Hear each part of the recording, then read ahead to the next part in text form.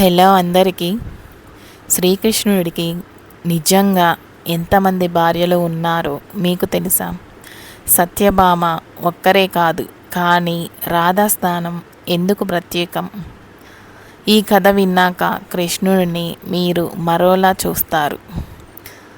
కృష్ణ గురించి పురాణాల్లో చెప్పబడిన కథలు భక్తి, ప్రేమ, ధర్మం, లీలలతో నిండి ఉంటాయి.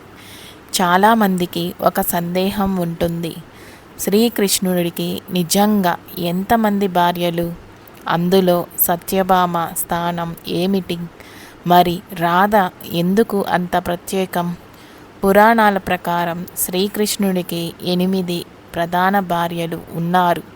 వీరిని అష్టభార్యలు అంటారు. అందులో రుక్మిణి, సత్యభామ, జాంబవతి, కాళింది, మిత్రవింద, నగ్మజితి, భద్ర, లక్ష్మణ అని చెబుతారు.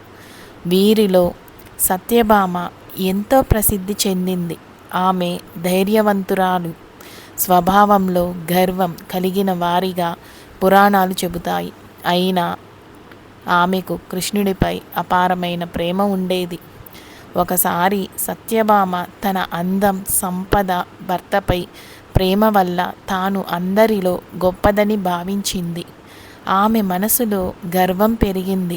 అప్పుడు దేవర్షి నారదుడు ఆమెకు ఒక పరీక్ష పెట్టాడు. నీవు కృష్ణుడిని తూకం వేయగలవా అని అడిగాడు. సత్యభామ తన బంగారం, ఆభరణాలు అన్నీ తన తక్కెడపై పెట్టింది.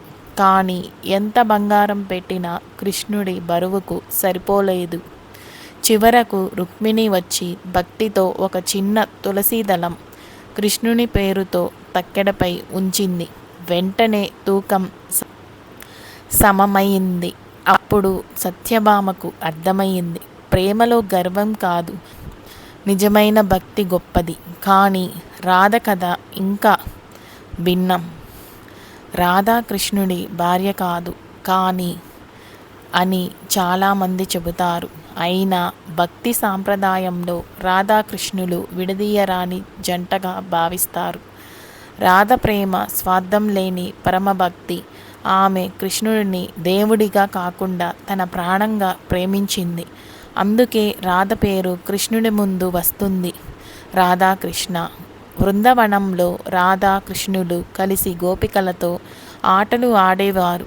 యమునా తీరం, వంశీనాదం, రాసలీల ఇవన్నీ వారి ప్రేమకు చిహ్నాలు. కానీ ఇది సాధారణ ప్రేమ కాదు. ఇది ఆత్మ మరియు పరమాత్మ మధ్య ఉన్న బంధానికి ప్రతీక అని భక్తులు నమ్ముతారు. శ్రీకృష్ణుడికి ఏ రోజు ఇష్టమో అనే ప్రశ్నకు భక్తి సాంప్రదాయంలో బుధవారం మరియు గురువారం ముఖ్యమైన రోజులుగా భావిస్తారు. ముఖ్యంగా బుధవారం కృష్ణారాధనకు శుభదినంగా చాలామంది భావిస్తారు.